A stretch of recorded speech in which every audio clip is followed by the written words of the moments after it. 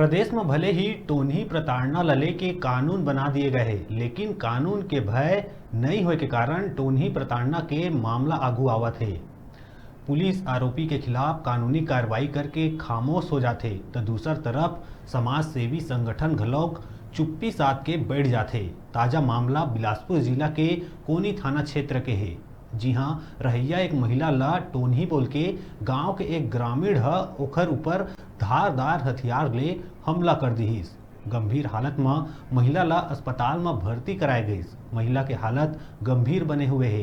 कोनी घुटको निवासी टोन्ही प्रताड़ना ले परेशान रहिया एक महिला के बेटी पुलिस ला बताइस के गांव के ही रहिया मुंडू लोनिया ओकर माँ ला टोन्ही बोल के ओकर ऊपर धारदार हथियार ले हमला कर दीस। आरोपी ओकर माँ के सीना में हमला करीस, जेकर ले ओला गंभीर चोट आईस। ये घटना 15 मई के भिनसरहे के है।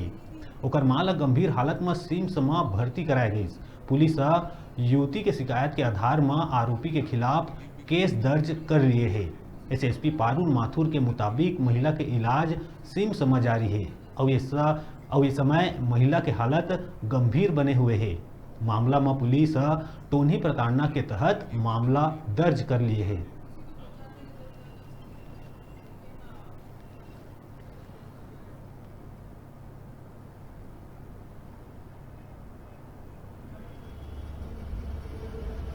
उन्हीं प्रकरण का प्रताड़ना का जो प्रकरण पंजीबद्ध हुआ है उसमें जल्द से जल्द गिरफ्तारी करने का प्रयास किया जाएगा। और इसमें इस प्रकार के मामले नॉर्मली बिलासपुर ज़िले में कम ही आते हैं, इसलिए इसको पूरी गंभीरता के साथ और त्वरित इसमें कार्रवाई के लिए निर्देशित किया जाएगा।